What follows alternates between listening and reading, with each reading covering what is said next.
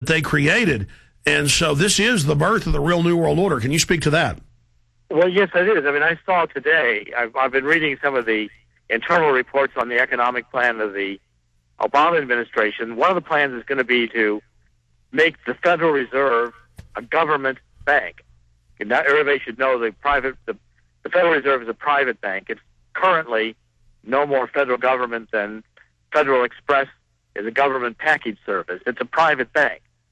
But once they make it a public bank, then you've got the beginnings of a central bank of the United States that's owned by the government that can be integrated with the European Central Bank or transformed into a North American central bank. And that's going to be a major step the Obama administration is going to go for. But, sir, stop. All because they want to say they're solving a crisis. All right, stay there. I mean, repeat that because I interrupted, but here's the key. They say they're creating the Bank of the United States and the Federal Reserve will now be governmental, but that's another lie within a lie because really it's going to be quasi-private with the profits to the multinational private banks. So it's just the Federal Reserve is usurping the government. I don't see it as a nationalization. I see it as a privatization with nationalization power. Well, I think you're right, Alex, because they won't necessarily take away the shares from the current owners of the Federal Reserve, the private owners. They'll just add a governmental level on top of it and make it nationalized with access to government funds. And that'll position it to be a counterpart to the European Central Bank. And the idea, I think, ultimately is, I mean, with the amount of money that we're borrowing right now, and I wrote that we're going to have to borrow $2.5 trillion. That comes from the Treasury's internal notes of the committee in the Treasury that goes and plans the borrowing. And they're planning for 2010, $4 trillion. That's $6.5 trillion of new borrowing in 2 years. And our debt is $10 trillion. So we're going to increase it by 60 or 70% in 2 years. Stay there. Let's get into Obama when we get back with Dr. Jerome Corsi. Silver is mankind's oldest natural antibiotic. This very special mineral has been used for centuries by most cultures throughout the world. Utopia, Texas is home to a small but mighty supplement company called Utopia Silver, who offers colloidal products produced in distilled water without use of animal protein, nitrates, or saline solutions. Because our colloidal silver is made up of nano-sized particles, it can be better utilized at the cellular level, and germs can't mutate to be resistant like they can to modern-day antibiotics. Utopia Silver has a broad range of health supplements, including colloidal silver, gold, and copper, with a money-back guarantee on the colloidal products we produce. For 4 years, Utopia Silver has been fighting in the Texas courts against agencies that would steal our God-given rights of health care and freedom of speech. Visit us today at utopiasilver.com. That's UTOPIA silver.com, or call 888-213-4338, 888-213-4338, and help us win this battle. A day unlike any other in the long course of American history, a terrorist act of war against this country. The enemy struck America on September 11th. But who is the enemy? Bin Laden. This is his M.O. We have to look to the Middle East. We have to look to Osama bin Laden. Fabled Enemies is the first 9/11 film to take a close look at the terrorist ties to intelligence networks inside the United States. Some U.S. investigators believe that there are Israelis again very much engaged in spying in and on the U.S. I'm aware that some Israeli citizens have been detained. Bin Laden's connections to the CIA, the hijackers' ties to the FBI, the Saudi Arabian connection, the Israeli intelligence network, warnings and war games, the shadow government, and much, much more. Fabled Enemies.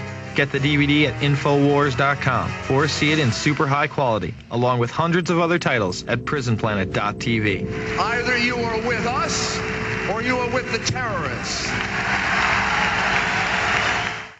Hello, Ted Anderson. Listeners of the network are familiar with the Federal Reserve note and understand the risks of deficit spending. Therefore, with catastrophic events, it comes as no surprise that some banks have currently placed limits on the amount of cash depositors can remove from their accounts. A fractional reserve system means only a small portion of your deposit is held in reserve for immediate withdrawal. Deficit spending will skyrocket through FDIC if the government is forced to insure deposits during a bank run followed by a depressed economy. A current effort is underway by the Fed along with other central banks to increase liquidity for depositors. However, an increase in money supply without equal expansion and productivity can cause inflation. In order to achieve strength and stability, I recommend a conservative portion of all investments to be calmly repositioned into gold and silver. While paper investments currently have been driven by debt, gold on its own has held value for over 6,000 years. For more information, call 1-800-686-2237. That's 1-800-686-2237.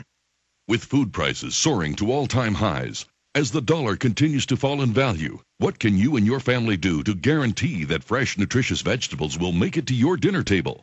Garden in a Can. Garden in a Can is your source for premium, long-term storable seeds. Garden in a Can is ready when you are. Plant them now or store them for when you really need them.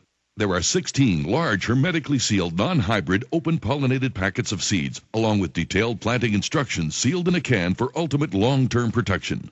Garden in a Can. It's that simple, fresh, healthy, easy. Only $69.95 for over a half acre of safe, fresh vegetables, ready when you are. Stop procrastinating and start preparing with Garden in a Can. For more details, visit gardeninacan.com today. That's gardeninacan.com or call 866-598-7396, 866-598-7396. No matter how hard you try, you can't stop us now. That's what the bankers are saying as they rape, rob, and pillage the entire global economy, making the public bankrupt and destitute where they have to take government handouts so they can be institutionalized, so they can be domesticated. We need the Thomas Paines and the George Washingtons and the Frederick Douglasses to stand up to this modern tyranny, this great threat to liberty. Okay, going back to Dr. Jerome Corsi in this segment and the next, and I'm going to cover a bunch of other news. It's very important. Dr. Corsi, on Obama, I mean, where do you start? They are starting the compulsory youth brigades. They are taking over the churches. They are building FEMA camps. They have the bills introduced. The camps are already there. He's gone back on lobbyists. He's gone back. Now he's saying 16 months, 24 months before they even look at leaving Iraq.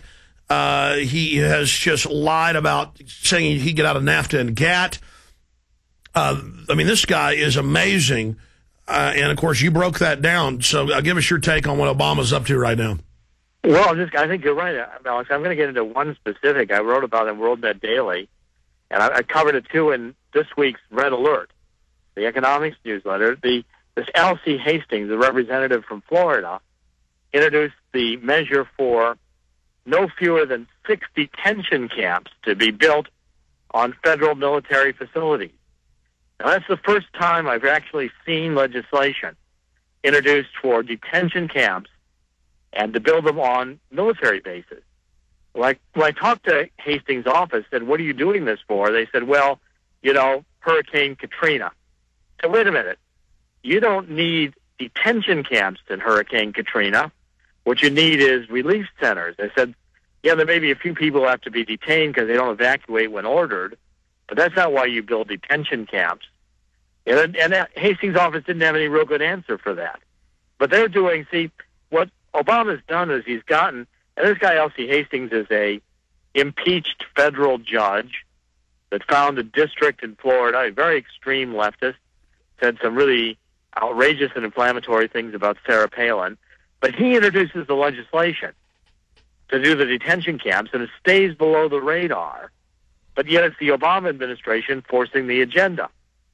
Unless we wrote about it in WorldNet Daily, people wouldn't know about it because nobody else reported on it. And that's just one example of how, I'm going to write another one again for tomorrow. Well, Doctor, specifically, though, in the bill, it's got the clergy response teams that we first discovered with the secret FEMA documents years ago, saying that preachers, local police, all of it's going to be merged into these in the community. They've already built the camps. Now they're just announcing they're going to build more and going, mainstream with it. Well, and also, Alex, I found the Department of Defense directive on this new, civilian quasi-military force that Obama is going to create. They says will ultimately be larger than the Army. This civilian corps, people recruited, they're going to have camps for them. But I've got the Department of Defense directive. So instead of going to Congress to get this new civilian corps created, what Obama did is he did it through a Department of Defense directive.